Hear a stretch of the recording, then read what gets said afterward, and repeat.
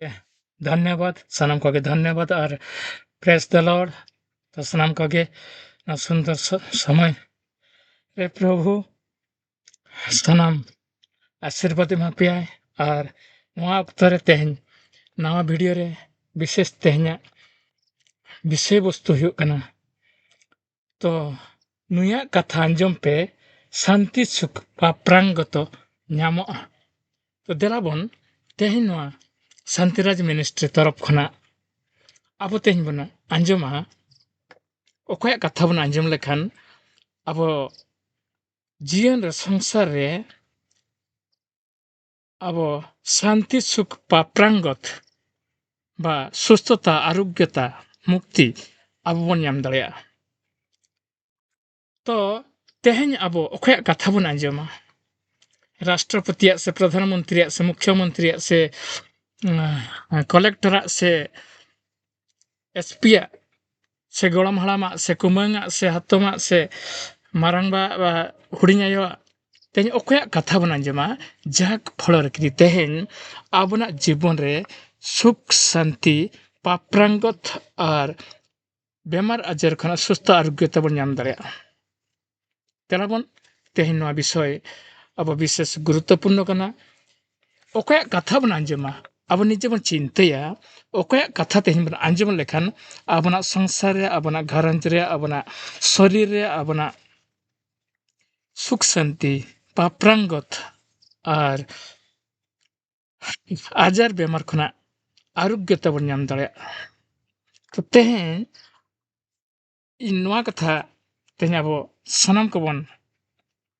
लगिते तो तेहन इन लई आंजमा बन कनें ओकया कथा बन आंजमा जहाँ की शांति सुख प्रांगत बा बुगी निराय आजार खना शांति ᱧᱟᱢᱚᱜᱼᱟ तो तेहन ना विषय विशेष करते अब नेलाबन धर्म बाइबल पुथी खना पुइलू रे तो अब बन बाड़ाया ओकया कथा बन आंजम लेखान तो मुक्ति शांति ओकय मानमिया कथा बन आंजम लेखान ओकय मंत्री बा ओकय प्रोफेसर डाक्तर कथा बन आंजम लेखान बा ओकय घरंज रिन पेड़ा पुणे कथा बन आंजम लेखान अब प्रांगत मुक्ति शांति और आरोग्यता बन ᱧᱟᱢ दाड़िया निश्चय बांगा ओकय ठेन तो अब बन बाड़ाया तो नुंकु दाराय तेदो आबना पाप खना मुक्ति बा प्रांगत बा सुख शांति जीवन दो बांग ᱧᱟᱢᱚᱜᱼᱟ ओना दिया तेगे अब को सनम को लगी लैयाबन कना तो साराम को बड़ाई जंग लगी तो नुया कथा अंजम पे शांति सुख प्रांगत रोग बेमार आजार खना शांति ᱧᱟᱢᱚᱜᱼᱟ तो उनी दो अकय कनाय नवा कथा सेरमाय उछन का जे सेरमा आड़ांगे लई आय जे नुया कथा अंजम पे तो नुई दो अकय कनाय अब देलाबन माथ्यू बाइबल धर्म पुथी खना माथ्यू 3 अध्याय 17 पद बन नेला धर्म पुथी खना नूतन नियम माथ्यू चैप्टर 3:17 वर्स माथ्यू 3 अध्याय 17 पद रे अब बन नेला सेरमा लैया जे नुया कथा अंजम पे किंतु अब तेहन नेलाबन ओना कथा धर्म बाइबल पुथी खना 3 अध्याय 7 पद इन पुइलू रे बंगला बाइबल तीन पढ़ाबन कना नड़े 3 अध्याय 17 पद रे स्वर्ग थेके एकटी स्वर शोना गेल सेई स्वर बोलल এই আমার প্রিয় পুত্র এর प्रति आमी अत्यंत प्रीत नडले एचे सेरमा खना आड़ांग उड़को कना स्वर्ग थेके एकटी स्वर शोना गेल सेई स्वर बोलल এই আমার प्रिय पुत्र एर प्रति आमी अत्यंत प्रीत नुई लगिते अडिगान इन दुलार बा स्नेह मेना तिया नुई दो इन हपन कना नुया कथा अंजम पे मेनते बंगला बाइबल रे लई के तो उड़िया बाइबल रे अब पढ़ा अंजम बन कना नोंडे 3 अध्याय 17 पद चेद लई आ देखो ଆକାଶରୁ ଏହି ବାଣୀ ହେଲା, ଏ ଆମ୍ଭର ପ୍ରିୟ ପୁତ୍ର, ଏହାଙ୍କ ଠାରେ ଆମ୍ଭର ପରମ ସନ୍ତୋଷ। ତ ᱟᱵᱚ ᱛᱮᱦᱮᱧ ᱱᱚᱣᱟ ᱠᱟᱛᱷᱟ ᱵᱚᱱ ᱧᱮᱞᱮᱜᱼᱟ, ᱛᱚ ᱱᱚᱣᱟ ᱠᱟᱛᱷᱟ ᱟᱵᱚ ᱤᱥᱨᱮ ᱫᱷᱚᱨᱚᱢ ᱯᱩᱛᱷᱤ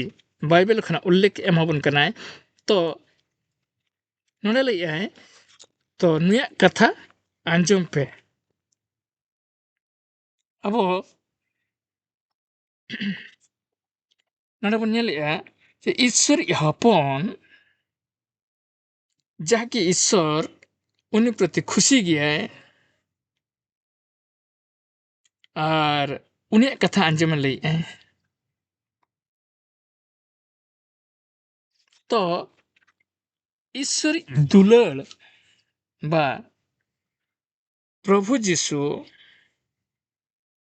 ᱞᱟᱹᱭᱮᱜᱼᱟᱭ ବିଷୟରେ ଲଇଆଇ ଈଶ୍ୱର ବା ଶର୍ମାଇ ଲଇଆ ଚେତ୍ ଯେ ଆଉ ଦେଖ ଆକାଶରୁ ଏହି ବାଣୀ ହେଲା, ଏ ଆମ୍ଭର ପ୍ରିୟ ପୁତ୍ର, ଏହାଙ୍କ ଠାରେ ଆମର ପରମ ସନ୍ତୋଷ। ତ ᱱᱚᱰᱮ ᱟᱵᱚ ᱵᱚᱱ ᱧᱮᱞ ᱫᱟᱲᱮᱭᱟᱜ ᱠᱟᱱᱟ ᱤᱥᱨᱟᱜ ᱫᱷᱚᱨᱚᱢ ᱵᱟᱭᱵᱮᱞ ᱯᱩᱛᱷᱤ ᱠᱷᱚᱱᱟᱜ ᱤᱥᱥᱚᱨᱤᱡ ᱦᱚᱯᱚᱱ ᱟᱜ ᱠᱟᱛᱷᱟ ᱟᱸᱡᱚᱢᱮ ᱞᱟᱹᱭᱮᱜᱼᱟ᱾ ᱤᱥᱥᱚᱨᱤᱡ ᱦᱚᱯᱚᱱᱟᱜ ᱠᱟᱛᱷᱟ ᱟᱸᱡᱚᱢᱮ ᱞᱟᱹᱭᱮᱜᱼᱟ, ᱥᱮᱨᱢᱟ ᱨᱮᱱᱟᱜ ᱟᱲᱟᱝ, ᱡᱟᱦᱟᱸ ᱠᱤ ᱩᱱᱤ ᱫᱚ ᱡᱤᱥᱩ ᱢᱟᱹᱥᱤ ᱠᱟᱱᱟᱭ ᱢᱮᱱᱛᱮ᱾ ᱛᱚ ᱱᱚᱰᱮ ᱟᱵᱚ ᱱᱤᱭᱟᱹ ᱚᱠᱛᱚ ᱨᱮᱵᱚᱱ ᱧᱮᱞᱮᱜᱼᱟ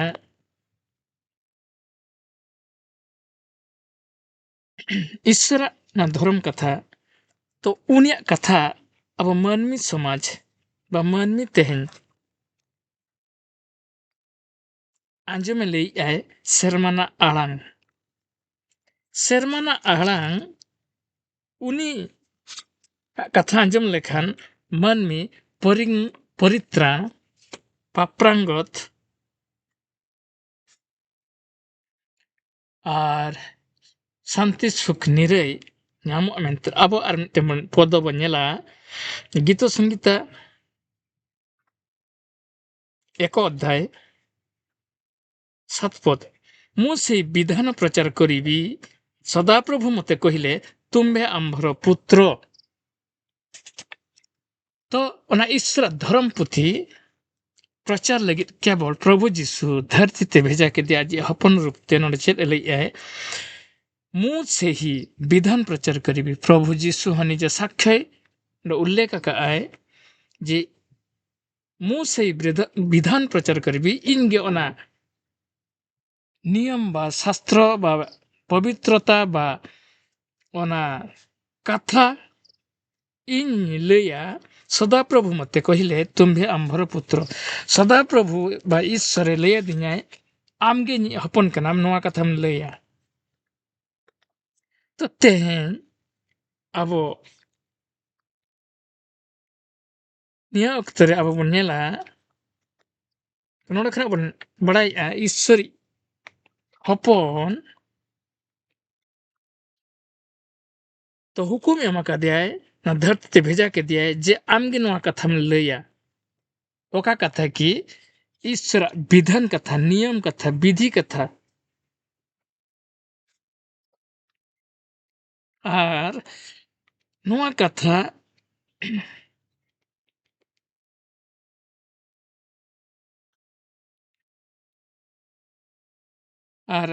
ᱠᱟᱛᱷᱟ ᱩᱱᱠᱩ ᱟᱢᱮᱢ ᱞᱟᱹᱭᱟᱠᱚ ᱡᱟᱦᱟᱸ ᱠᱤ ᱟᱢᱟᱜ ᱠᱟᱛᱷᱟ ᱠᱚ ᱟᱸᱡᱚᱢᱟ ᱟᱨ ᱩᱱᱠᱩ ᱵᱟ ᱢᱟᱹᱱᱢᱤ ᱯᱟᱨᱟᱝᱜᱚᱛ ᱵᱟ ᱢᱩᱠᱛᱤ ᱱᱤᱨᱟᱹᱭ ᱥᱩᱞᱩᱠ ᱠᱚ ᱧᱟᱢᱟ। ᱛᱚ ᱤᱥᱥᱚᱨ ᱟᱡᱤᱡ ᱦᱚᱯᱚᱱ ᱪᱮᱛᱟᱱ ᱨᱮ ᱥᱚᱱᱛᱩᱥᱴ ᱵᱟ ᱠᱷᱩᱥᱤ ᱢᱮᱱᱟᱭᱟ ᱟᱨ ᱚᱱᱟ ᱫᱤᱛ ᱩᱱᱤ ᱟᱫᱮᱥᱮ ᱮᱢᱟ ᱫᱮᱭᱟ, ᱟᱢ ᱚᱠᱟᱢ ᱯᱨᱚᱪᱟᱨᱮᱢ ᱯᱨᱚᱪᱟᱨᱟ, ᱟᱢᱟᱜ ᱢᱚᱪᱟ ᱠᱷᱚᱱᱟᱜ ᱚᱠᱟ ᱠᱟᱛᱷᱟ ᱩᱰᱩᱠᱚᱜᱼᱟ, ᱚᱱᱟ ᱫᱚ ᱢᱤᱫᱴᱟᱝ ᱯᱚᱨᱤᱛᱨᱟণ ᱨᱮᱱᱟᱜ ᱠᱟᱛᱷᱟ, ᱚᱱᱟ ᱫᱚ ᱢᱤᱫᱴᱟᱝ ᱢᱩᱠᱛᱤ ᱧᱟᱢ ᱨᱮᱱᱟᱜ ᱠᱟᱛᱷᱟ, ᱚᱱᱟ ᱫᱚ ᱢᱤᱫᱴᱟᱝ ᱟᱨᱳᱜᱽᱜᱚᱛᱟ ᱧᱟᱢ ᱨᱮᱱᱟᱜ ᱨᱟᱱ ᱞᱮᱠᱟᱱ ᱠᱟᱛᱷᱟ। ᱛᱚ ᱛᱮᱦᱮᱧ ᱚᱱᱟ ᱫᱤᱭᱮᱛᱮ ᱵᱤᱥᱮᱥ ᱛᱮᱦᱮᱧᱟᱜ ᱵᱤᱥᱚᱭ ᱵᱚᱥᱛᱩ नुया कथा आंजम पे शांति सुख पाप्रांगत ᱧᱟᱢᱚᱜᱼᱟ। तो सेरमाना आड़ांग बा आकाशवाणी नुया कथा आंजम लई किदाय। और मिट्टे पद बन नेला लोक लिखित सुसमाचार 33 खना 35 पद नूतन नियम लोक लिखित सुसमाचार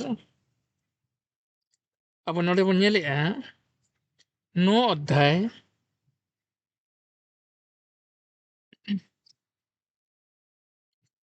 33 खना 35 पद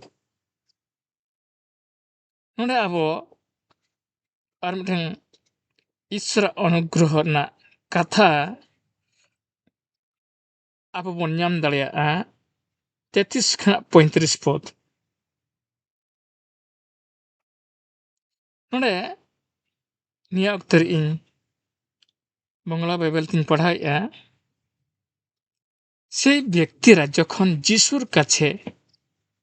काछ থেকে চলে যাচ্ছিলেন তখন পিতর যিশুকে বললেন গুরু ভালোই হয়েছে যে আমরা এখানে আছি আমরা এখানে তিনটি কুটির তৈরি করি একটা আপনার জন্য একটা মসির জন্য আর একটা এলিয়ের জন্য তিনি জানতেন না যে তিনি কি বলেছিলেন तो नोडे मिटन उसूल बुरु चोट्रे जेतेबड़े बिनती लगित को प्रभु जीसु बारे शिष्य सामते ना उसूल बुरु चोट्रे ताहलेना ने अक्तरे अको की गज एकानाय मिटन ईश्वरी भक्त बा ईश्वरी पवित्र हर मूसा और एलियो बाना हर किन गज एकाना और उनकिन प्रभु जीसु आयरन बारिया शिष्य सामते जेतेबड़े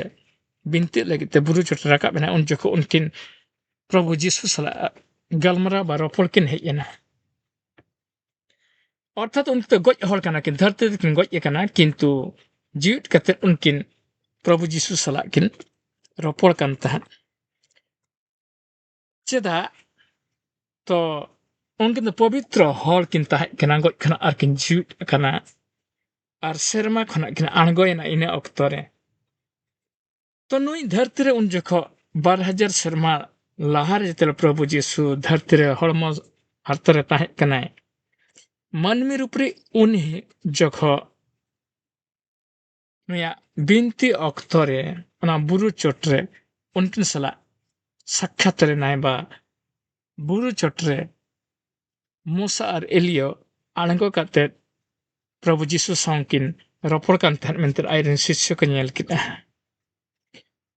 तो नोडे ईश्वर हपन कनाय मेंते ईश्वर पवित्र हल कनाय मेंते ईश्वर धार्मिक हल कनाय मेंते गज खना जीव अकान हल को किन मोसी और एलियो तो प्रभु जीसु सांकिन रपड़न चेदा नुई दो पवित्र एवं धार्मिक पुरुष ताहे कनाय ओना दिते नोडे लई आय शर्माना आड़ांग चेद लई कि आय नुया कथा अंजम पे चेदा नुई दो ईश्वर हपन कनाय और नुई दो ईश्वर दुलड़नी एकापुत हपन कनाय नुई ठिन गे सनाम आशीर्वाद पवित्रता अनुग्रह मेना मेंते मानमी दो बांग को बड़ाया किंतु ओना अक्तरे शर्माना आड़ांग सनाम मानमी समाज धरतीरिन सनाम मानमी समाज को उसको के बा चेतना एमा को बा हुसियर के को सावधान के को मेंते जे प्रभु जीसु दो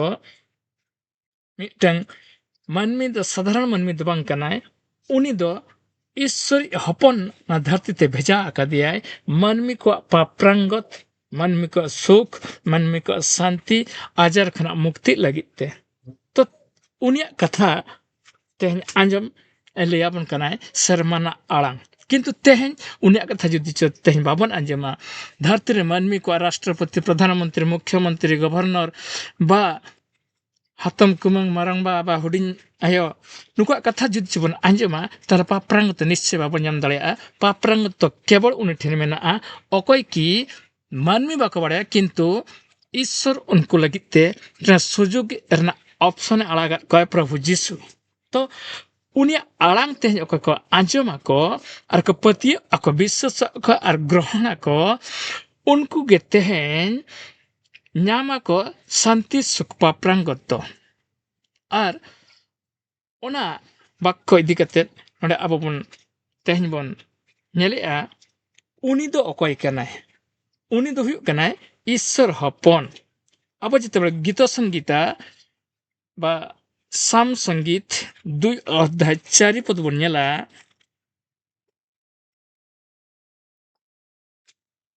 গীত সঙ্গীত 2 অধ্যায় আবার যেতেବେଳେ 4 পদ বন নেলা নড়ে চেদ লইআই পুরাতন নিয়ম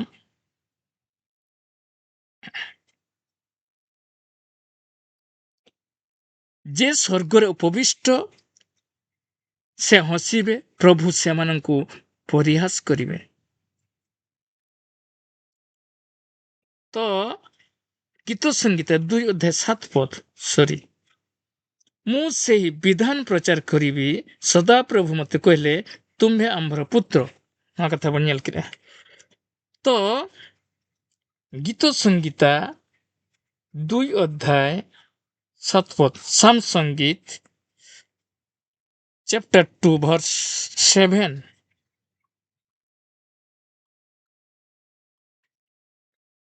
বংলা বাইবেল তিন পড়াইয়া আবো নেলাবন নডে বংলাতে চেদ ওলা কানা এখন আমি তোমাকে প্রভুর চুক্তির কথা বলবে হ্যাঁ সরি তোমাকে প্রভুর চুক্তির কথা বলবো প্রভু আমায় বললেন আজ আমি তোমার পিতা হলাম এবং তুমি আমার পুত্র। তো প্রভু যিশু খুদ ঈশ্বর লইয়াই কানা আমি বাবা কানি ইñ হপন কানা আম তো তেহেñ অনা দিয়েতে আবো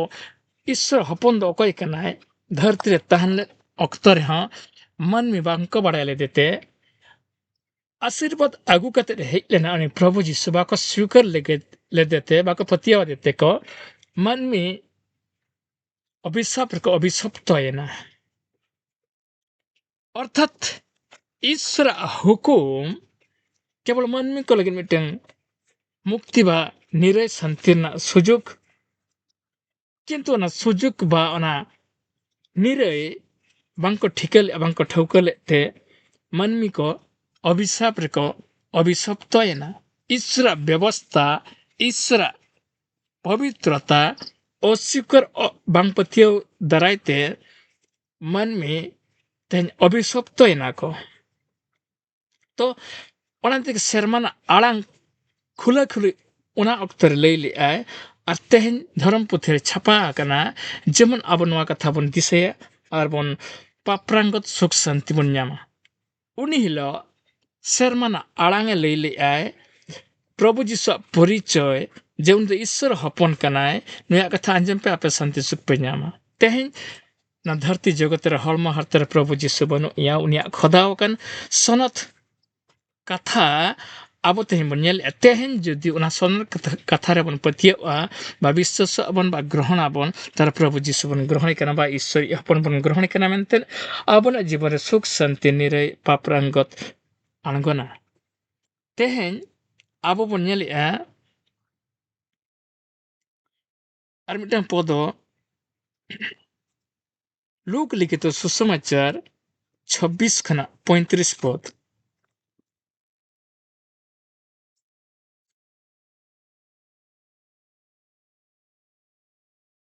लूक लिखित सुसमाचार 1 अध्याय 26 खना 35 पद नोडे बन नेलेआ नोआ ईश्वर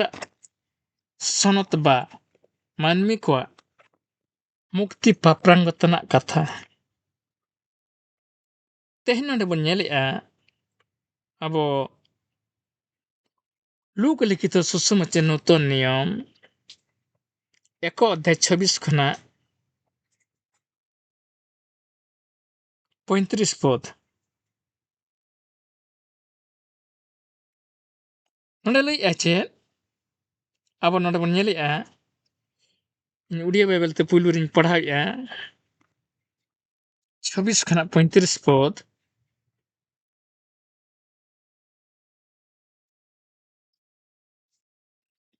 ପରେ ଷଷ୍ଠ ମାସରେ ଗାବ୍ରିଏଲ ଦୂତ ଈଶ୍ୱରଙ୍କ ନିକଟରୁ ଗାଲିଲିର ନାଜରିତ ନାମକ ନଗରକୁ ଜଣେ କନ୍ୟା ନିକଟକୁ ପ୍ରେରିତ ହେଲେ। ଦାଉଦଙ୍କ ବଂଶର ଯୋସେଫ ନାମକ ଜଣେ ପୁରୁଷଙ୍କ ସହିତ ତାଙ୍କର ବିବାହ ନିର୍ବନ୍ଧ ହୋଇଥିଲା। ସେହି କନ୍ୟାଙ୍କ ନାମ ମରିୟମ।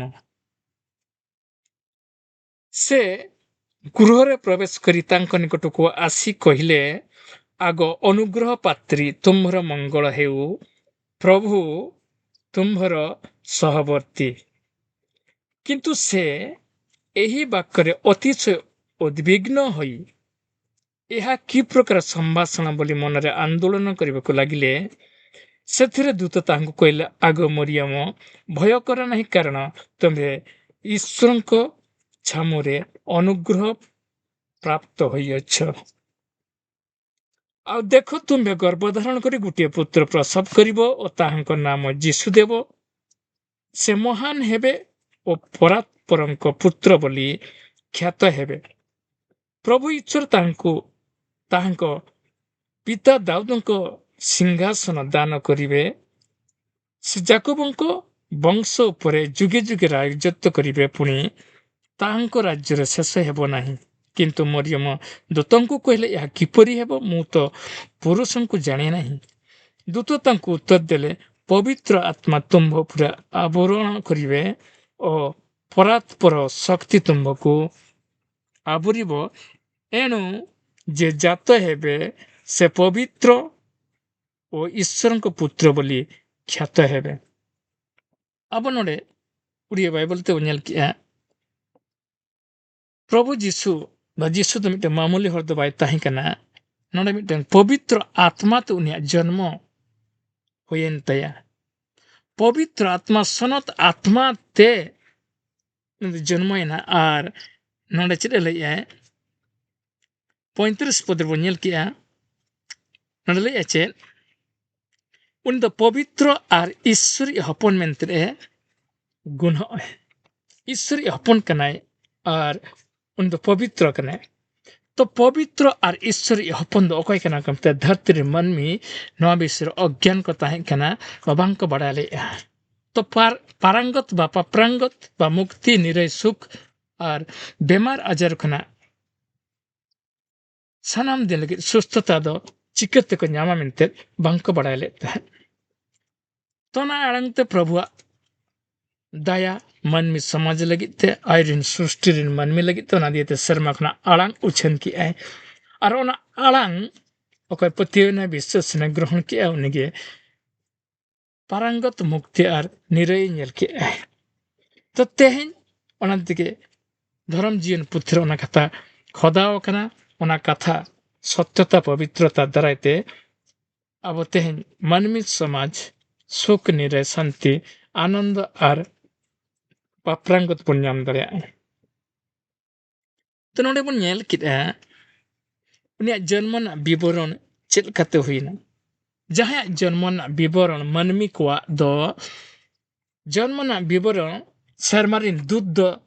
हेज कते बांको लैया ओना परिवार रे दो किंतु प्रभु जीसु ओका परिवार जन्म खनाय जन्म लाहारे उनी पवित्र आत्मा ते पेरे एकना आर सनत आत्मा ते पेरे एकना मेंते आर पेरे एलंगते उनी जन्म जात धरती रे मनमी रूप रे तिंगुन कनाय मेंते मनमी द बांको बड़ाया ओनाते शर्माना आड़ांग शर्मारिन दूत को हेज कते को उल्लेख की आबा प्रचार की आको तो ओना दियते कि अबो नवा नुई प्रभु जीसु जते पवित्र कनाय मेंते अबो बन तेन बन बड़ाय और ग्रहण बन मेंते अबना परिवार सुख शांति निरय लगिते नोडे अबो बन नेलिया बंगला बाइबल रे धबन नेला लुक लिखित सुसमाचार 2 अध्याय नूतन नियम लोक लिखित सुसमाचार 2 अध्याय 26 खना 35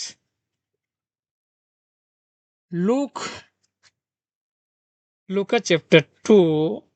verse 26 to 35 तो लूक 2 अध्याय 26 पद खना 35 पद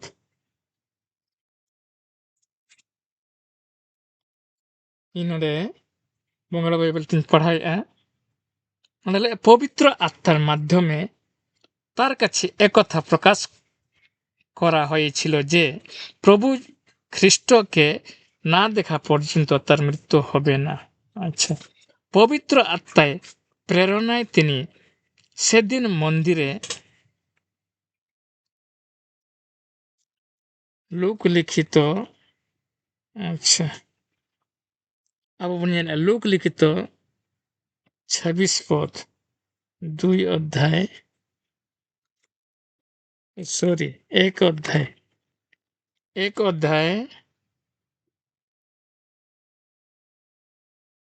26 खना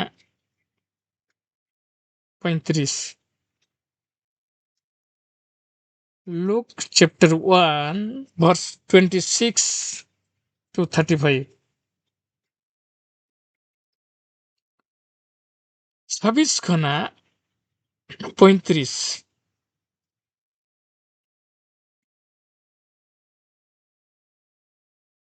ইলিসাবেথ যখন 6 মাসের গর্ভবতী তখন ঈশ্বর গাব্রিয়েল স্বর্গদূতকে গালিলে নাসরত নগরে এক কুমারীর কাছে পাঠালেন।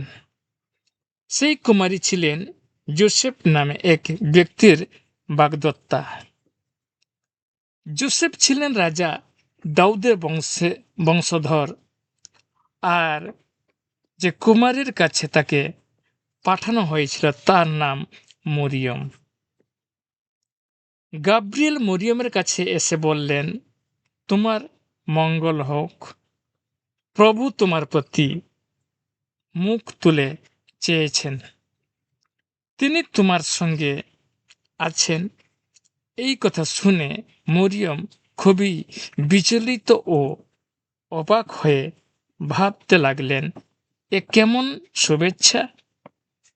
স্বর্গদূত তাকে বললেন, মরিয়ম, তুমি ভয় পেও না,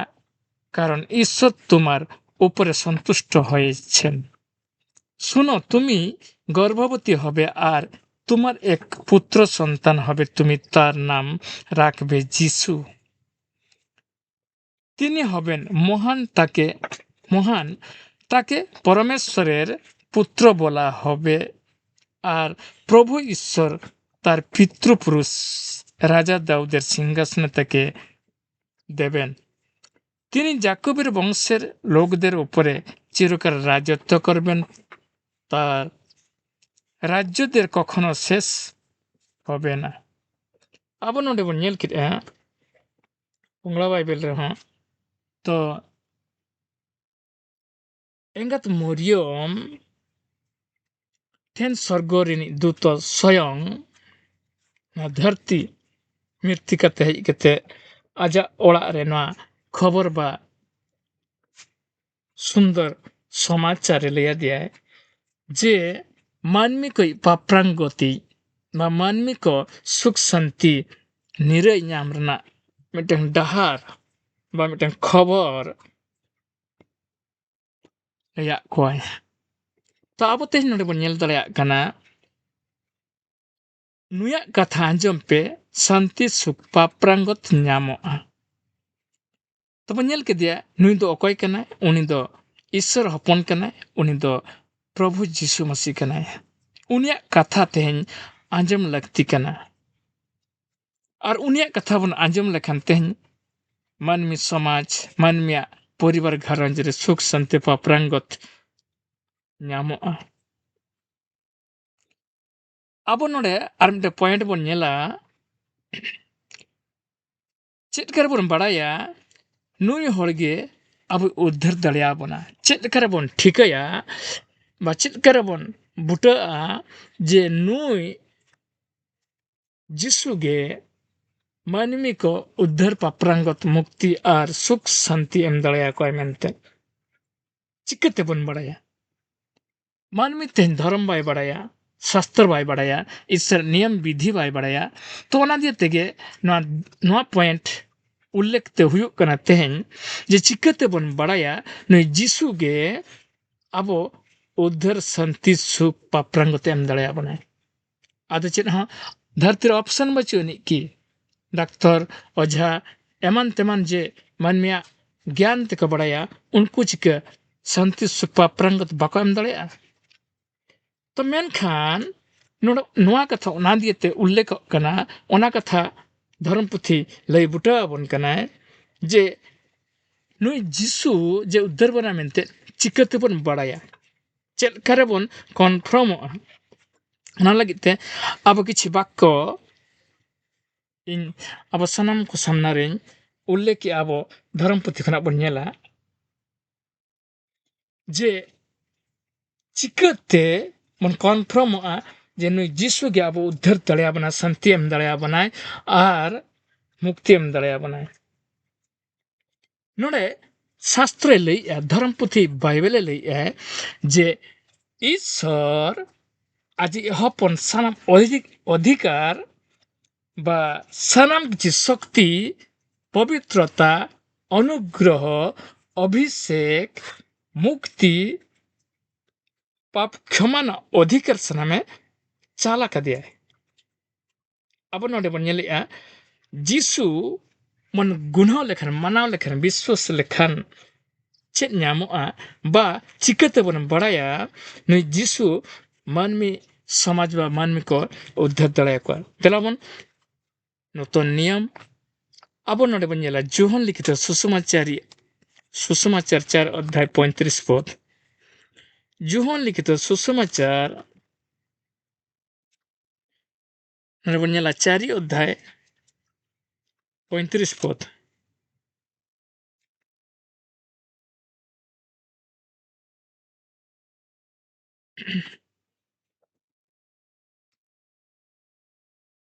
नोडे बन नेले अबन जोहन लिखित सुसमाचार 4 अध्याय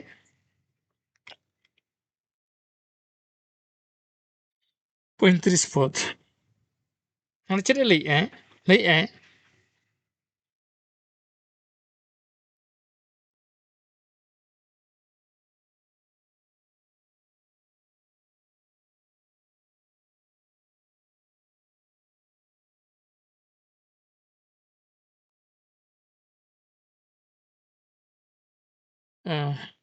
तीन अध्याय 36 पद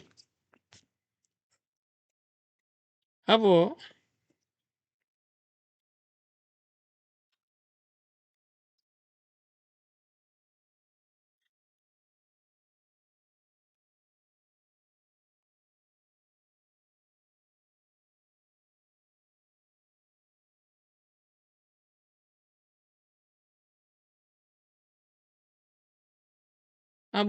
नोडे जोहन पुइलु बन नेल लगे 17-23 रे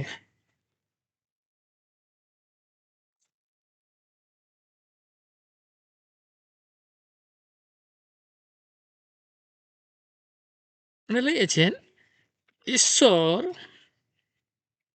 नौका सनाम ऐदरी बा अधिकार प्रभु जिसुई आंती का दिया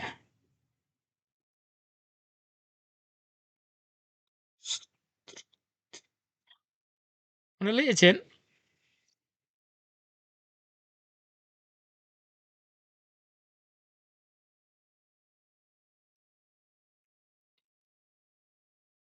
नोडे अब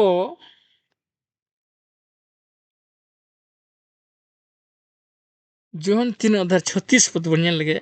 जोहन लिखित सुसमाचार 3 अध्याय 36 पद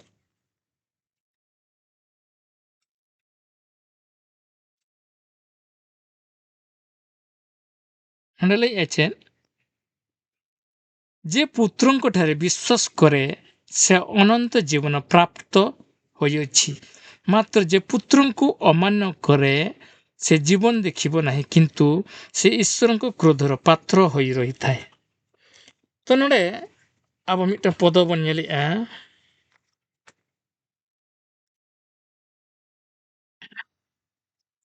नेल केद अबन जे जोहन लिखित सुसमाचार 3 अध्याय 30 पद रे अबो नोआ कथा मंगला बाइबल रे चेद लेया जोहन लिखित सुसमाचार 3 अध्याय 36 पद अब तेही नोआ को विषय उल्लेख ना जिनिस हुई कना जेमन प्रभु जीशु धरती मनमी चेदा को विश्वासाय कना इन चेदा को ग्रहण कना तेहन कान समाज रे चेद मेना उनी ठेन तो तेह ओना ना विषय अब नोडे बन फुस्टे फुस्टी बन नेलिया जे प्रभु जीशु ठेन चेद मेना बा अब उद्धार दाड़े बनाए से बांग चेद क्षमता चेद दाव चेद अधिकार चेद आइदरी मेना उन ठेन जोहन लिखित सुसमाचार नूतन नियम 3 अध्याय 36 पद बांग्ला बाइबल तीन पढ़ाइया जे केउ पुत्रेर उपरे विश्वास करे से अनंत जीवनेर अधिकारी হয় অকয় হপন চিতারে বিশ্বাস উনি অনন্ত জীবন বা জিলিন जीवी हमेटाय ओका जीवन रखी गुजु बचोनी दुख बचोनी जलन बचोनी समस्या बचोनी उनकन जीवन आइदरी ᱧᱟᱢᱟᱭ अनंत जीवनेर अधिकारी হয় किंतु जे पुत्र के अमान्य करे से सेई जीवन कखनो लाभ करे ना बरং तार ऊपर ईश्वर क्रोध थाके किंतु प्रभु जीशु बा ईश्वर हपन ओकय बाय स्वीकारया बाय सम्मानया बाय ग्रहणया बाय पतिवया तो उनी चितारे दो ईश्वरा एम कानवा जिलिन जीवा अनंत जीवन द बाय ᱧᱟᱢᱟ किंतु ईश्वर क्रोधकारी सानाम दिने हुयुआ तो अब ओना दिया तेगे प्रभु जीशु ठेन अनंत जीवन मेना धर्म शास्त्र रे उल्लेख है तो अब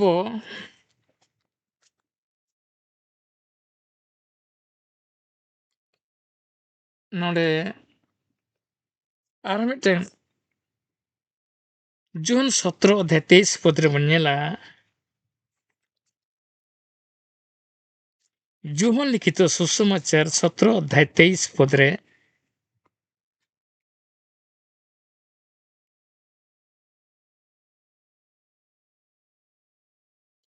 आर मिटेन कथा लैया मु सेमानक ठारे आ तुम्हे मो ठारे जेपरि सेमाने सिद्ध होई एक हुअन्ति जेपरि जगत बुझिब जे तुम्हे मते प्रेरणा कल पुणी मते जे प्रकार प्रेम कल सेमानक मध्य से प्रकार प्रेम कल ईश्वर अनुग्रह बा आशीर्वाद बा वरदान को ईश्वर जीशु मसीह ठेन जेरकम एम केराय जीशु मसीह दरायते मनमी को सनाम घरज रे मनमी को सनाम ना दुलर ना आशीर्वाद ना वरदान को नाम लगिते नोडे जीशु मसीह ईश्वरे लिया दिया आम चेकम दुलरिन केना इन नको मनमी उनका गे दुलड़े कुआ जहाँ की उनको ईश्वर उपस्थित ईश्वर अनुग्रह आशीर्वाद एवं दाड़े जेमन उनको को नेल नाम और नोडे को नेल नाम किया अब बन नेलिया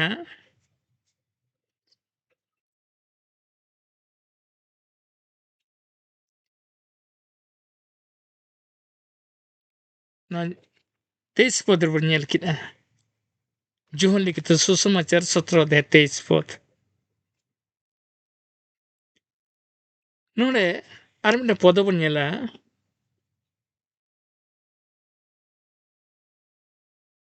माथ्यू लिखित सुसमाचार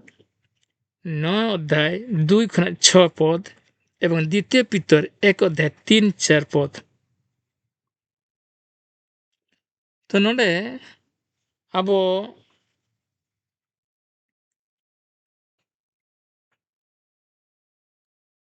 ᱡᱤᱥᱩ ᱫᱟᱨᱟᱭᱛᱮ ᱟᱵᱚ ᱛᱮᱦᱮᱧ ᱱᱚᱣᱟ ᱠᱚ ᱡᱤᱱᱤᱥ ᱵᱚᱨᱫᱟᱱ ᱢᱟᱹᱱᱢᱤ ᱥᱚᱢᱟᱡᱮ ᱧᱟᱢ ᱫᱟᱲᱮᱭᱟᱜᱼᱟ ᱟᱨ ᱟᱵᱚ ᱦᱚᱸ ᱡᱩᱫᱤ ᱵᱚᱱ ᱵᱤᱥᱥᱟᱥ ᱯᱟᱹᱛᱭᱟᱹᱜ ᱠᱟᱱᱟ ᱫᱷᱟᱹᱨᱛᱤ ᱨᱮᱱ ᱢᱟᱹᱱᱢᱤ ᱱᱚᱣᱟ ᱦᱚᱸᱭ ᱧᱟᱢ ᱫᱟᱲᱮᱭᱟᱜᱼᱟ ᱛᱚ ᱱᱚᱰᱮ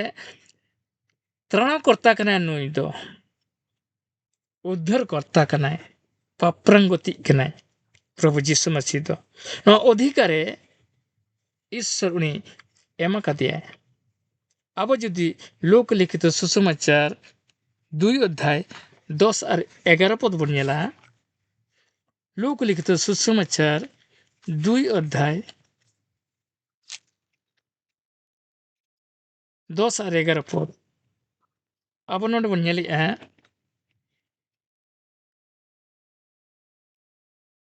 लोक लिखित सुसमाचार 2 अध्याय 10 और 11 पद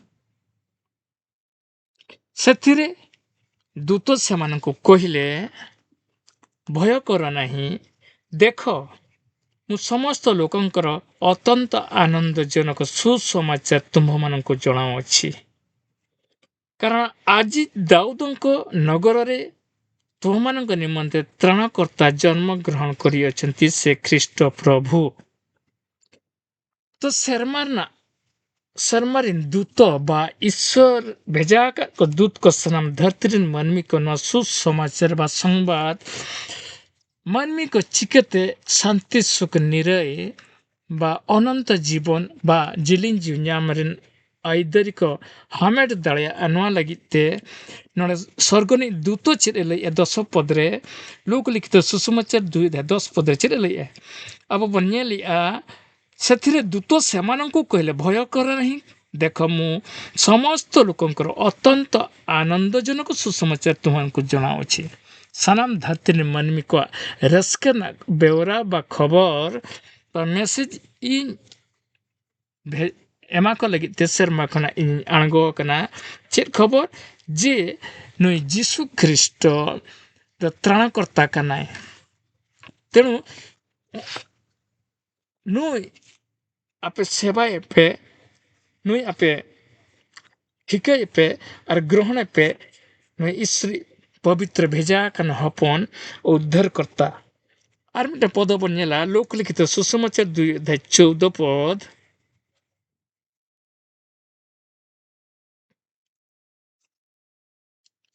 लोक लिखित सुसमाचार 2:14 पद न चेत लेया अब बन नेलिया ऊर्ध्व लोकरे ईश्वरंकर महिमा पुणी पृथ्वी रे ताहांक संतोष पात्र मनुष्य मानक मध्य शांति तो मानवी को शांति केवल जीसु मसीह का ना केवल मानवी को शांति नाम लगी खान दो जीसु मसीह अधिकार पना आइदरी नाम का और न अधिकार बा आइदरी चेत कना मानवी को शांति नाम लगी तेहन प्रभु जीसु शांति कनाय शांति एमोगी कनाय तो अनायलंगते आबो नडा बन्नेलिया इन आरमिधा पोंगड़ा बाइबल तीन पढ़ा जावन कना लोक लिखित सुसमाचार 2 अध्याय 14 पद नोड़े आबो बन्नेल 14 पद रे स्वर्गे ईश्वरेर महिमा पृथ्वीते तार प्रीतिर पात्र मनुष्यদের মধ্যে शांति तो मानवी को भीतर रे मानवी को समाज रे मानवी को घरंज रे शांति तेहन केवल प्रभु जीसु कना है तेणु शांति एमो ना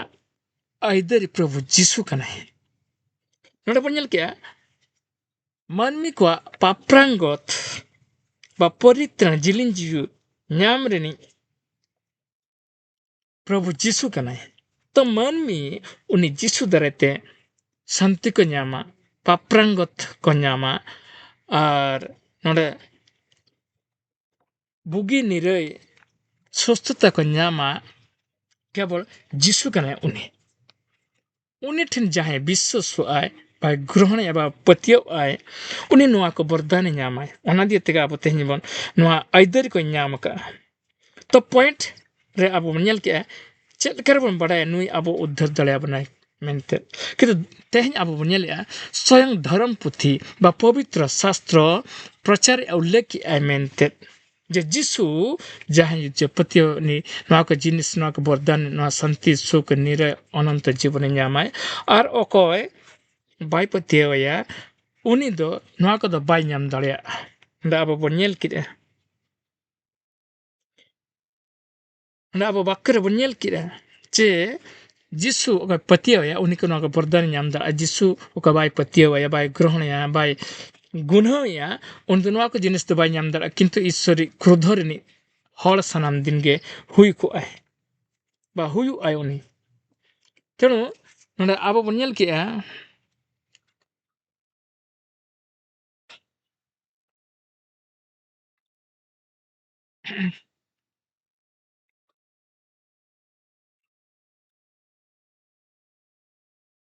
ओना एनते अब माना आइदरी बा शक्ति स्वयं प्रभु जिसु ईश्वर एमका दिया ओनाते तेहन अब बड़ाय दड़ा काना बन जे जिसु के मानवी को उद्धार दड़िया को शांति एम दड़िया को निरे एम दड़िया को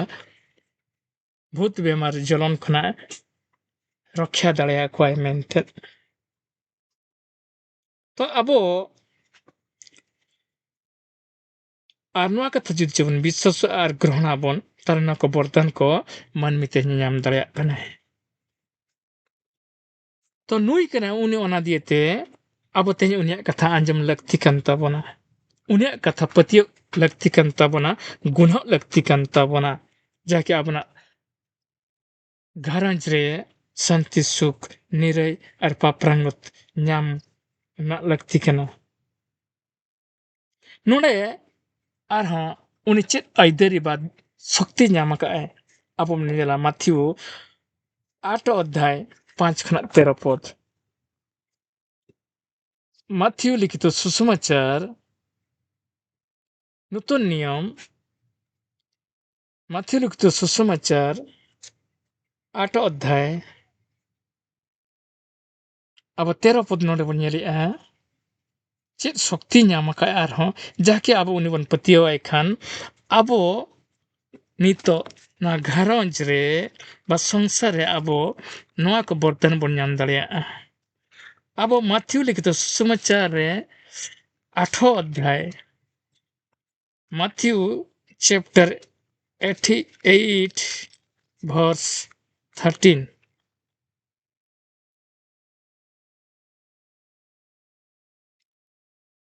नोडे इन पुइलु रे बंगला बाइबल तीन पढ़ाया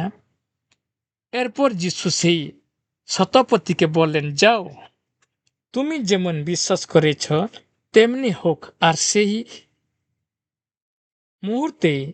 तार चाकर सुस्थ हो गेल नोडे लइए चेद लई कि अब नोडे बन नेलिया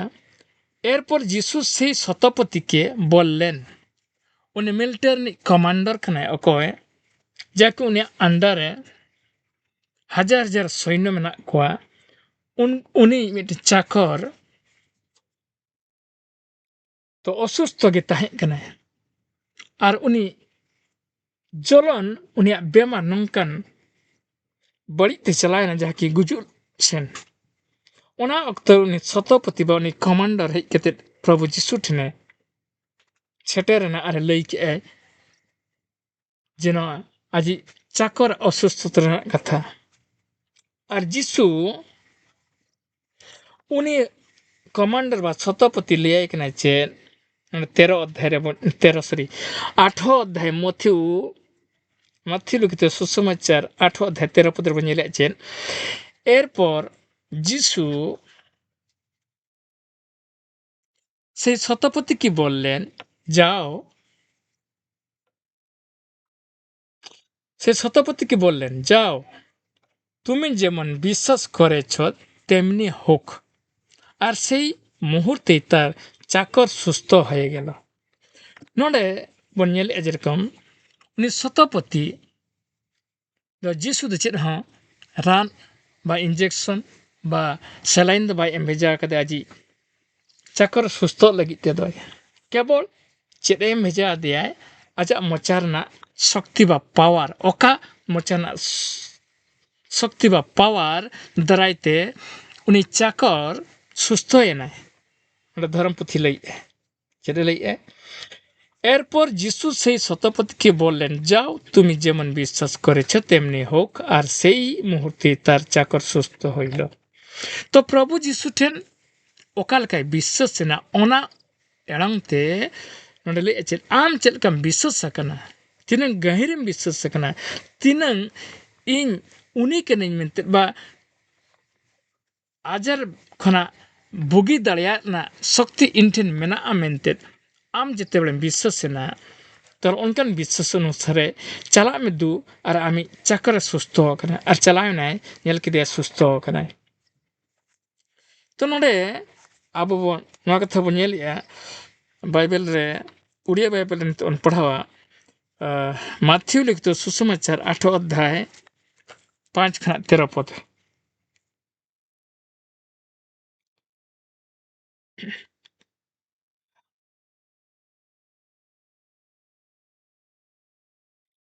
5 खना 13 पद से कफरनहुम रे प्रवेश करन्ते जने सत सेनापति ताहांक निकट को आसी विनती करी कहिले हे प्रभु मोर दास पक्षाघात रोगरे अतिशय जंत्रणा पाई गृह रे सज्जागत अछि से ताहाकु कहिले मु जाई ताहाकु आरोग्य करिवे किंतु सत सेनापति उत्तर देले प्रभु आपण जे मो घरे पाद पकाइबे मु एही परि योग्य नुहे किंतु केवल पदे आज्ञा करंतु मोर दास सुस्थ हेबो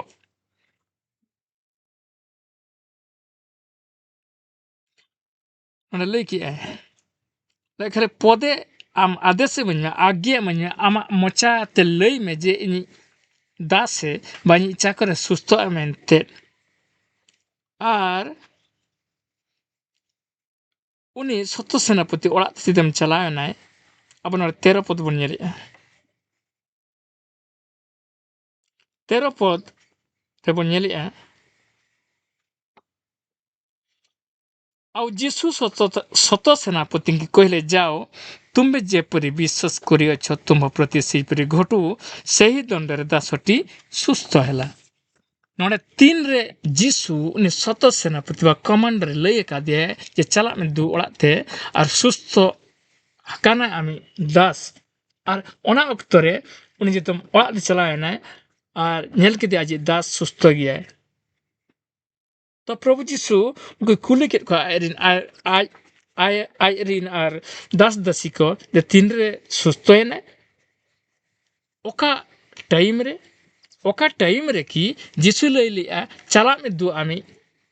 दास से सुस्थ होकना इन टाइम मेंते को उनको को लया दिया और उनते सत सेनापति उनी प्रभु मोचाना पावर बा उनी जे मितंग आरोग्य करी कनाय मेंते ठीक है कि आय और गौरव के दिया प्रशंसा के दिया तो ठीक उनका के आबना तेहन जीवन रे प्रभु जीशु आरोग्य करी कनाय मेंते जते बेले आबो विश्वास आबन बा विश्वास तेबन गुनहया जे उनी कान गया नुई अकय की आरोग्य एम दाड़े बा बुगी बेमार खना एम दाड़े को नुई सत सेनापति ने दास मिटंग पैरालिसिस रोगी ताही कना अर्थात नोडे लई आय नोडे चेद लई आय पैरालिसिस रोगी कना अर्थात नुई सत सेनापति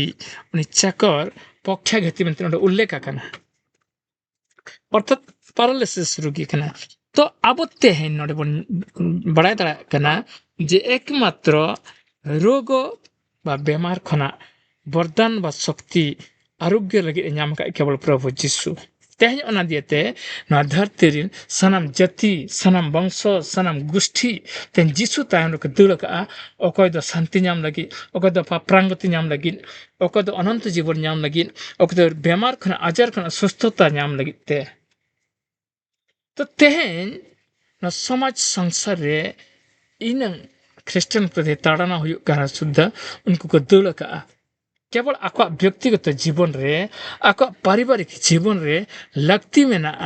जे प्रभु जिसुआ वरदान जहाँ कि उनको तेहन उना लगे तेहन हजार हजार संख्या रे ख्रिस्टियन हर को वृद्धि कना जिते को दमन को जिते को ताड़ना कना सुद्धा बाको अटकाव दड़ा को कना चेदा संसार ना शांति केवल जीसु कना संसार नि मुक्ति एमगी बा बेमार खना आजार खना निरय एमा को लगिते पापरंगति कना केवल जीसु ओना दराते केवल जीसु ठेन के शांति में ना सुख में ना और मुक्ति ना आराम में ना तो ओना दिए तेहन अब बन नुआ को सनम आइदरी बा अधिकार प्रभु जीसु न्याम का और ओना रंगते अब बन बड़ाई तेहन नुई हर कनाय अकय जाहे कि उनिया कथा बन अंजेमा उनी तो ईश्वर हपन प्रभु जीसु मसीह तो अब नोडे बन आरो किछि वरदान मेना जहाँ कि आजा सत्य पवित्र धार्मिकता अको तेहन लेकन दिन रेको पालन आको बा सत्य धार्मिकता को अनुसार को तालाम आको बा सत्य पवित्रता जीवन को बिताया आजा कथा आजा आज्ञा आजा नियम आजा नीति आजा व्यवस्था लेकाते अको को जीव के खड़ा उनको लगे स्पेशल मिटम वरदान एमाकाट कोय स्पेशल मिटम वरदान मेना अरे मानमी को एमा को कनाय ओना वरदान तो चेत कना अब जते बन नेला लोकलिखित सुसमाचार 10 अध्याय 19 पद नूतन नियम लोकलिखित सुसमाचार 10 अध्याय 19 पद अब नोआ उनको हल स्पेशल वरदाने एमा को कनाय प्रभु जीसु ठेन अको को हिजु कना बा प्रभु जीसु मसीहा नोआ शास्त्र ना धर्म ना अकोय पवित्रता नियम नीति व्यवस्था का पालन करते का तलामिया स्पेशल उनको लगे इतना वरदान उनको को न्यामिया और अब बनियल उनको दराइते आर मानवी समाज को नोआ आशीर्वाद करते को उपकार कना जेमन अब नोडे बन नेलिया लोकलिखित सुसमाचार पुइलु रे 10 अध्याय 19 पद ओना वरदान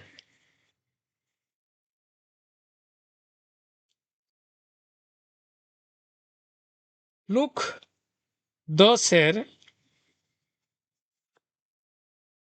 19 लुक चैप्टर 10 वर्स 19 नोडे ना वरदान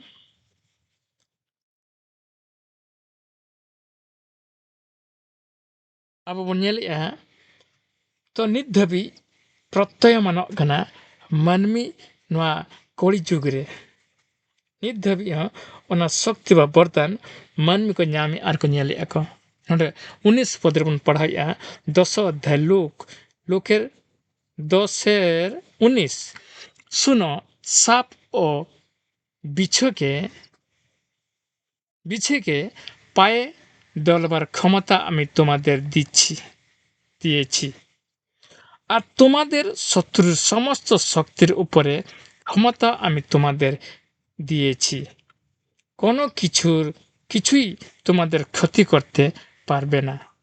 না বরদান নির্ধাবি মানমি না কড়ি চুকরে को ᱧᱟᱢᱮᱜᱼᱟ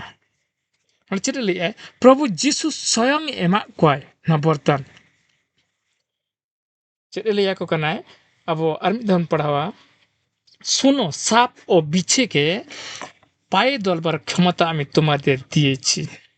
আর তোমাদের শত্রুর সমস্ত শক্তির উপরে ক্ষমতাও আমি তোমাদের দিয়েছি কোনো কিছুই তোমাদের ক্ষতি করতে পারবে না তো তেহেন নড়ে না বরদান লই আছে ইন আপে बिन और किदिन चितार तालाम लगी शक्ति एमा काट पिया जदि उनको पे लेबेट को ताहले आपे तो को बाको गेर पिया और जदि को गेर पे रहो आपे 20 उनको 20 तो आपे ठेन आपे जीवी नासा लगी दो bang hui daria abo node 10:19 pud udiya bible te bon nyala kati on chet lei देखो ମୁଁ ତୁମମାନଙ୍କୁ ସାପ ଓ ବିଛା ଉପରେ ଚାଲିବାକୁ କ୍ଷମତା ଦେଇଅଛି ପୁଣି ଶତ୍ରୁର ସମସ୍ତ ଶକ୍ତି ଉପରେ ମଧ୍ୟ କ୍ଷମତା ଦେଇଅଛି ଆଉ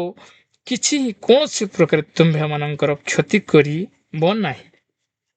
ତ ତେହେଁ ନ ଶକ୍ତି ଅକକ ଧରતીରେ ଯୀଶୁରିନ୍ विशेष स्पेशल भक्त को जा धार्मिक कथा लेखा कतला में उनको भक्त को नवा शक्ति को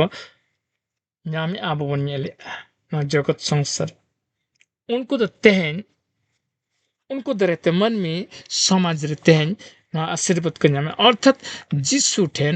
जिसु भक्त ठेन एक स्पेशल भक्त पास्टर बा मनोनीत दास को बा विशेष ईश्वरीन मनोनीत हर को उनको को ना बर्तन को नाम का जाके उनको ठेन तेहन बिंगर को अगुई को किंको सुस्त कना को तो जिसु ऑलरेडी आइरिन पंजा कान हर को बा आई को फॉलोए कना बा शास्त्र धर्म को पवित्र साउंते को गुनाह बा को पालन करते को तलाम उनको ना वरदान स्पेशल को नामे आर मिटे मोन्यला माथ्यू लिखित सुसमाचार 10:18 पद माथ्यू सुसमाचार माथ्यू 10:18 पद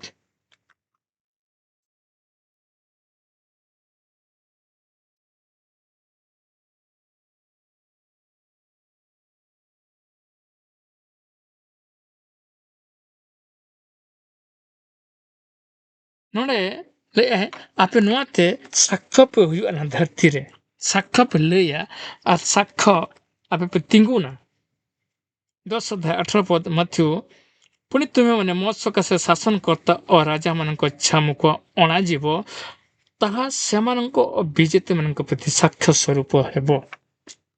नोड़े 10:1 पद आप बनेला माथ्यू 10:1 पद नोड़े नोआ वरदान आरो ईश्वर एमाकात को चेत बनेलिया इतिमध्यरे से अपना द्वादश शिष्यों को निकट को डाकी सेमानंको असुचि आत्मा गुड़ा को छड़ाइबा निमंते सेमानंको ऊपर अधिकार देले पुणी समस्त प्रकार रोग और समस्त प्रकार पीड़ा सुस्थ करने निमंते अधिकार देले नोड़े 10:1 पदरे बनेलिया जीसु न अधिकार बा आइदरी न धरती मानवी को एमा कोय जहाँकि मानवी न शक्ति बा न वरदान दो न आइदरी दो कौन सी प्रकार नामरिन योग्यता का बांकना मानवी बांच बुद्धिते बांच अलग पढ़ाते बांच ज्ञानते न आइदरी को नाम दलिया बिल्कुल बांगा किंतु तेहन न प्रभु जीसु निन्मरंग अधिकार मानवी एमाकात को है नले माथ्यू अबो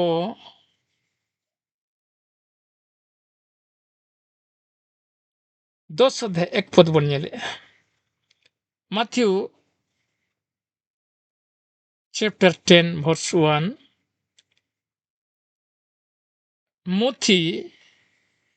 मोथिर 10:1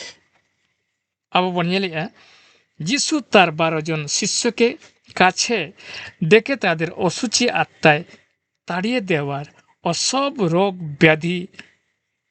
সারাবার ক্ষমতা দিলেন তো তেহেন যিশু বনুইয়া কিন্তু যিশুর শিষ্য को ओका पवित्रता जीवन को बिताया ओको आजा धर्म पुथी लेखत को तालामिया आजा धर्म को रक्षा को ताड़ना लांछना भितर कष्ट दुख भितर उनको ईश्वरीन पवित्र हर में जितना उनको गुण करना उनको ना स्पेशल वरदान को नामी और स्पेशल वरदान एमा को करना है प्रभु जीसु तो नोड़े आरब नेला जोहन लिखित सुसमाचार 20:23 नोड़े आरचित वरदान नितो जिसु बनु एरहा आइरिन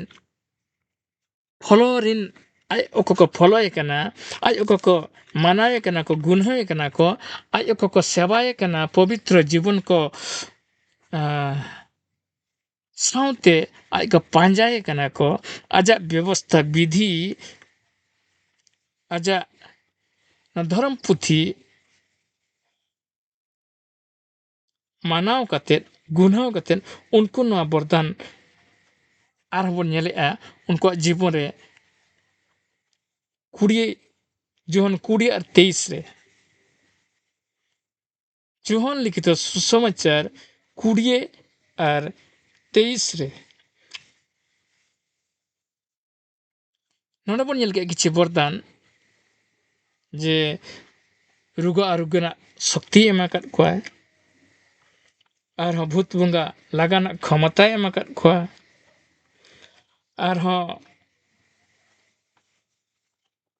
ᱛᱚ ᱩᱱᱠᱩ ᱦᱚᱲ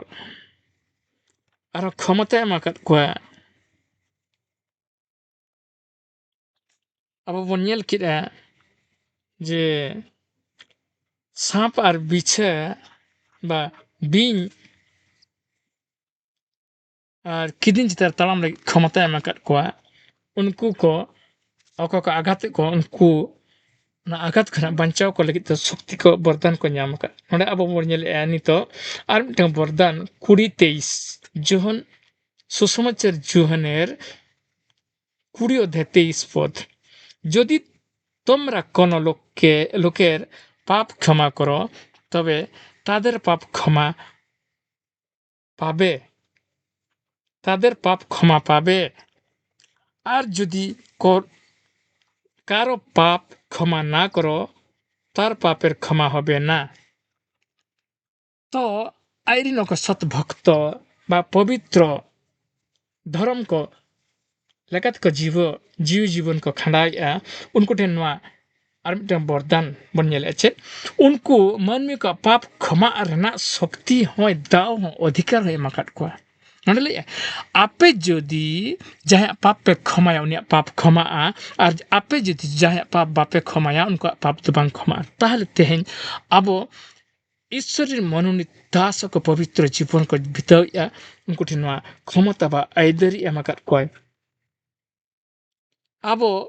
नोआ कथा नोडे पास्टर आज निजे तेदो बाय लईआ बा ईश्वरी विश्व फादर जितकी ईश्वरी मनोनीत हर को नोआ दो बाको दाबीआ केवल जिसु मसीह स्वयं नोआ ऑफर एम आकाद कोय उनको लगे स्पेशल आर नोडे एम आकाद कोय चेद सेरमा जी ना चाबी काठी एम आकाद कोय। सेरमा जुदी चको जीजा नुकु हर ओको के ईश्वरी मनोनीत हर ओको के ईश्वरी पवित्र धार्मिक हर ओको के ईश्वरी आज्ञा विधि शास्त्रना सत्य को पालन करते को तालामिया उनको को ᱧᱟᱢᱮ सेरमा ना चाबी काठी प्रभु यीशु मसीह उनको एम आकाद कोय। अब नोआ कथा बन ñela माथ्यू लिखित सुसमाचार 16 अध्याय 19 पद रे। माथ्यू लिखित सुसमाचार नूतन नियम माथ्यू लिखित सुसमाचार 16 अध्याय 19 पद रे।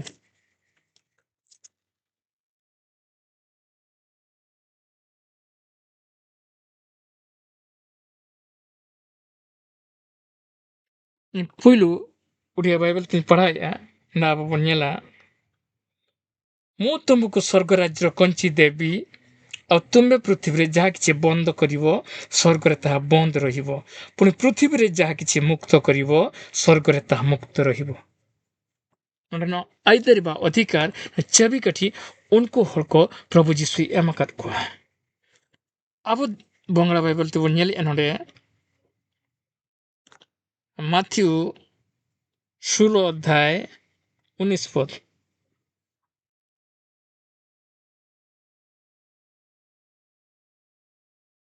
नोडे अब परिष्कार सी अब ठिका दड़ा का मन वरदान को तेहन धरती रिन मनमी को ठेन हो आइरे मनोनीत हल को ठेन हो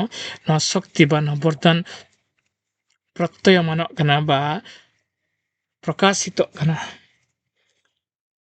माथ्यू 16 19 पद बन ñela আমি তোমাকে স্বর্গরাজ্যের চাবিগুলি দেব, তাতে তুমি এই পৃথিবীতে যা বাঁধবে তা স্বর্গেও বেঁধে রাখা হবে, আর পৃথিবীতে যা হতে দেবে তা স্বর্গেও হতে দেওয়া হবে। পরিষ্কার সাᱺᱦᱤᱡ ᱞᱟᱹᱭᱟᱭ। तो नुकु हर ठेन इस चाबी कटी नाम को अर्थात सेरमा जितना का बंदा को बंदोआ, सेरमा जितना का खुला अर्थात ना अर्थात चेत सेरमा जेते बेले खना दाग जड़ी हिजुआ बा जेते बेले झड़ तूफान हिजुआ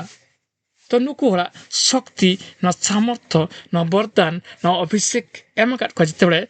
धरती ना को एप्लाया उनको टेन खना नुआ बंदोआ जदि को बंदा और जदि को खुला को ना धरती दाग जड़ी हुआ धरती दाग जड़ी नेलाय तो ना चाबी कठियों को नाम का आर मिटे पद बन नेला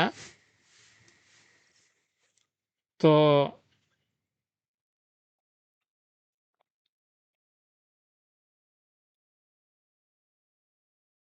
माथ्यू 27 अध्याय 18 पद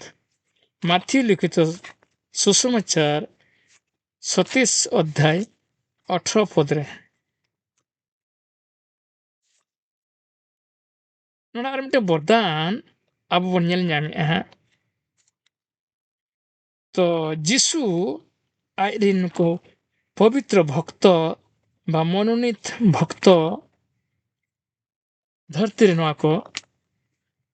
ना शक्ति बा ऐदरी को एमाकात को 27 अध्याय अब बन नेलेआ 18 पद नूतन नियम 27 अध्याय माथ्यू 18 पद नोडे नोआ वरदान हो अब तेन मानमी को हामेट का ना धरती रिन ओके मेना को मानमी को आइरेन साधु भक्त बा आइरेन पवित्र धार्मिक हर कना को अकोय बा आइरेन मनोनीत हर कना को अकोय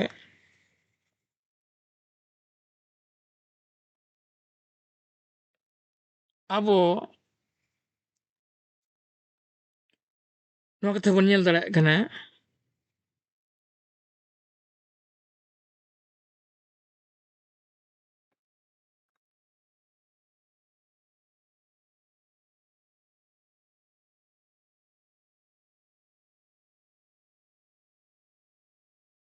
अब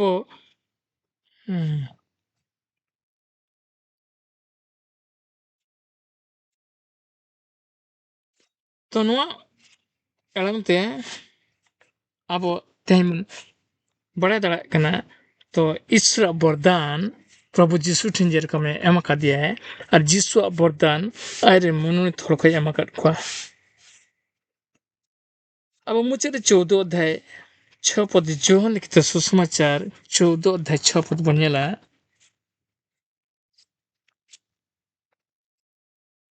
तो जोहन लिखित सुसमाचार 14 अध्याय 6 पद अब नोडे बनेला जे प्रभु जीशु अधिकार प्राप्त कनाय बा नोआ आइदरी उनि ठेन नाम हुयो का ऑलरेडी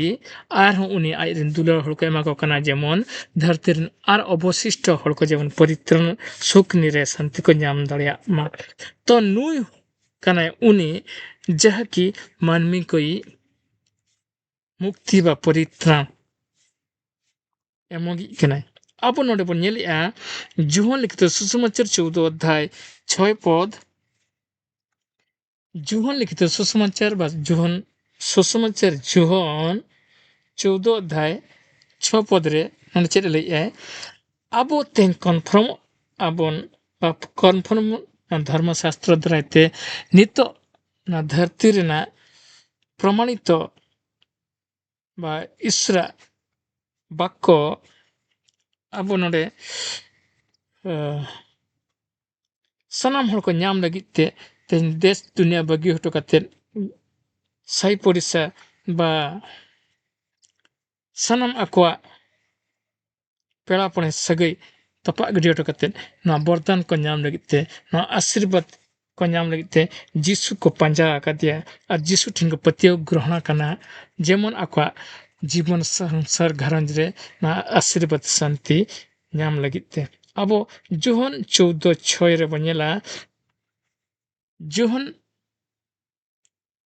chapter 14 verse 6 जोहनेर 14:6 নয়া ওলা কানা যিশু তাকে বললেন আমি পথ যিশু নডলে দাবি বা যিশু নয়া কথা মানমি কই পরিচয় এমা কো কানায় যিশু তাকে বললেন আমি পথ আমি সত্য ও জীবন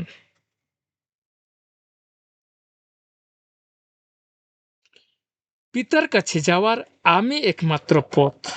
তো ঈশ্বর বা স্বর্গরাজ্যে চালা নাই কেবল ডাহার কানায় যিশু সত্য কানায় যিশু আর জীবন কানায় যিশু তেণু তেহেন যিশু নিনমারা আইদারি বা অধিকার ᱧᱟᱢᱟᱠᱟᱭ ᱢᱟᱹᱱᱢᱤ ᱠᱚ ᱥᱮᱨᱢᱟ ᱪᱟᱞᱟᱜ ᱨᱮᱱᱟᱜ ᱫᱟᱣ কেবল যিশু ᱢᱟᱹᱥᱤ ᱫᱟᱨᱟᱭ ᱛᱮᱠᱚ ᱧᱟᱢ ᱫᱟᱲᱮᱭᱟᱜᱼᱟ ᱟᱨ ᱤᱥᱥᱚᱨ ᱴᱷᱮᱱ ᱠᱚ ᱥᱮᱴᱮᱨ ᱫᱟᱲᱮᱭᱟᱜᱼᱟ उड़िया बाइबल ते इन नोडे ñeलेआ आर सानाम को बन ñela नोडे नोआ कथा उल्लेख आकाना जोहन 14:6 पदरे যিশু तांकु कहिले मो पथ सत्य और जीवन मो देई न गले के पितांक निकटकू जाय नाही तो ईश्वर न आइदरी बा न अधिकार एमाका दिया प्रभु यीशु मसीह जे प्रभु यीशु मसीह के डाहार कनाय शर्माते चला लगी डाहार कने एकमात्र एवं स्वर्गरना शर्माना आशीर्वाद बा ईश्वर बाबा आशीर्वाद मानवी को आरोग्य तक नाम लगी ते डाहार कनाय केवल यीशु उन्हें डाहार तेगे तेन मानवी शांति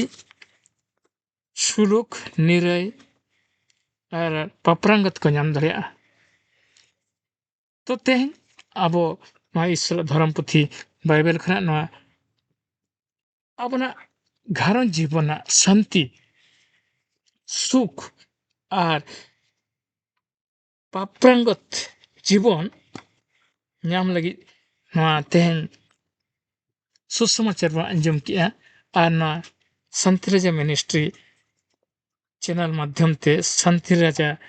मिनिस्ट्री प्रोडक्शन चैनल माध्यम ते तो चैनल ते हम सब्सक्राइब का लाइक शेयर कमेंट सामते और नोर बन जोड़ाव ताहेन मा जेमन दारायकान दिन रे आर नावाना अब घर संसार मानमी को आशीर्वाद जना कथा बा बुद्धि ज्ञान बन नाम कातेन जेमन सुलुक संसार बन ताहेन दाड़े लगित ते अब बन रिकय दोहयमा और सनम कोगे ना वीडियो माध्यम ते सनम मानमी को घरंज रे ईश्वर कथा लेकाते अब तेन नुई हड़ा कथा बन आंजमा अकोय की ईश्वरी हपन प्रभु यीशु मसीह कनाय और नु यीशु मसीह दरायते सनम को सनम संसार रे सनम मानमी जेमन तेन